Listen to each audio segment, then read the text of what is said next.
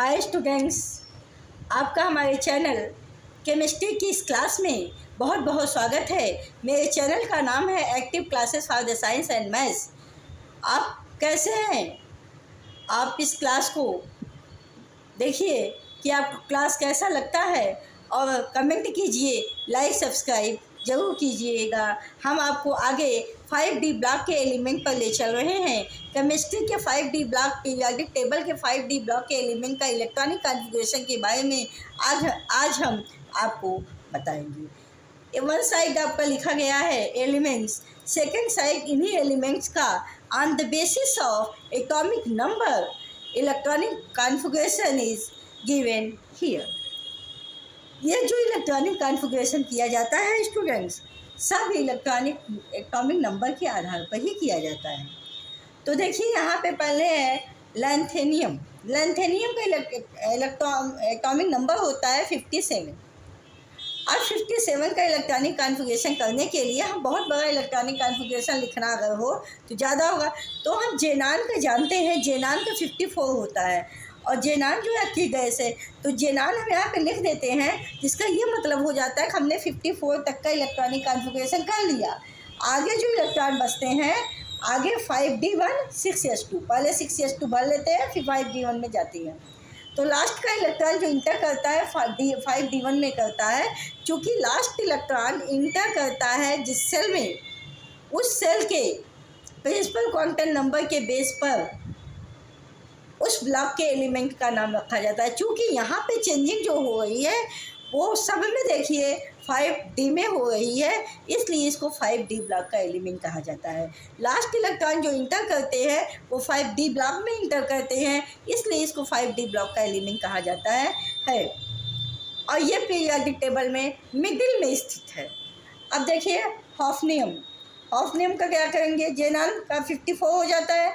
इसके बाद देखिए 4, अब इतना 72 करना मुश्किल है, 4 या 14 करेंगे, फिर 6s2 भर लेंगे, बाद में जो इलेक्ट्रॉन बचता है वो 5D2 में जाता है। तो आप इसको अगर काउंट करें 54 और ये तो 72 आएगा। फिर है टाइटेनियम। टाइटेनियम का देखिए जेनान का 54 हो गया, 4 या 14, 5D3 6s2। देखिए डी में ही चेंजिंग आई है, देख रहे हैं 1 2 3, तो लास्ट इलेक्ट्रॉन डी में ही जा रहा है। फिर है टंगस्टन। जेनान का 54 हो गया है कंप्लीट 54, उसके आगे का जो इलेक्ट्रॉन बचता है 54 के बाद जो इलेक्ट्रॉन बचता है तो 4 या 14 5D4, पहले 6s2 भर के तब 5D4 में भर देंगे। इसके बाद है रेहेनियम। जेनान का 54, 5 या 14 और पहले 6 का s2 भर के तो 5D5 भर देंगे, जो इलेक्ट्रॉन बचेगा। ऑस्मियम देखिए, ऑस्मियम जेनान का यहाँ हो जा रहा है, इसका होता है 76। अब इसका होता है 4 या 14 तो भरना ही है, 6s2 भरना ही है, 5D में लास्ट में जो इलेक्ट्रॉन बचता है 6 उसको इसमें डाल देते हैं। फिर है रेडियम। जेनान का के बाद 4 या 14 कर लेंगे, फिर 6s2 कर लेंगे और जो इलेक्ट्रॉन 7 इलेक्ट्रॉन बचता है 77 करने के लिए तो D ब्लॉक में डाल देंगे, 5D ब्लॉक में होगी। इसके बाद प्लेटिनम है। प्लेटिनम का देखिए जेनान का 54 हो जाता है, इसके बाद 4 या 14, 6s1।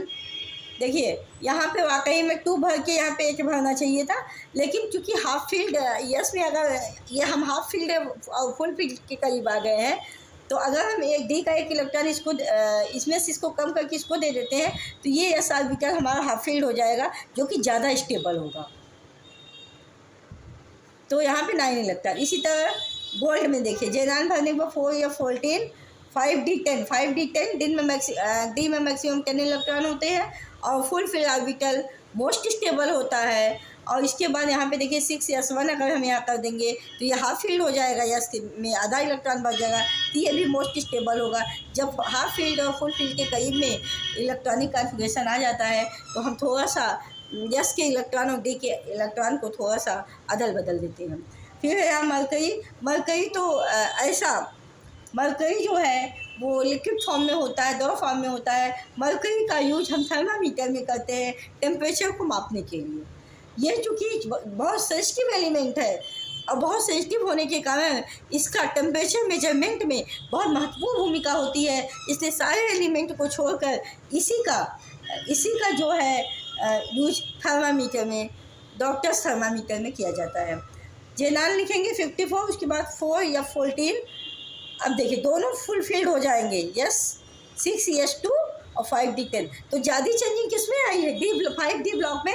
इसलिए इस एलिमेंट जो है 5d ब्लॉक के एलिमेंट है। हम आपको बता दें 3d में, 4d में, 5d में सब में 10 एलिमेंट्स रखे गए हैं। ये ट्रांजिशन मेटल के एलिमेंट हैं। ये अपनी कोई एक वैलेंसी नहीं शो करते, ये कंपाउंड के हिसाब से वैलेंसी शो करते हैं। जहाँ ज़रूरत पड़ी 2 शो कर देते हैं, जहाँ ज़रूरत पड़ी 4 शो कर देते हैं, जहाँ ज़रूरत पड़ी 3 शो कर देते हैं। और इनकी चूँकि आउटर 2 सेल इनके इनकम्प्लीट होने के कारण इसका कोई फिक्स वैलेंसी नहीं होता।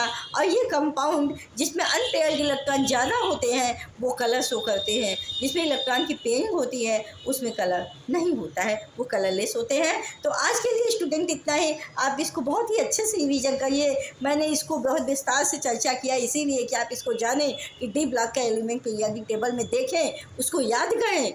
और फिर मिलेंगे हम न्यू सेशन के साथ। Thank you so much. Good afternoon. Take care. Bye bye.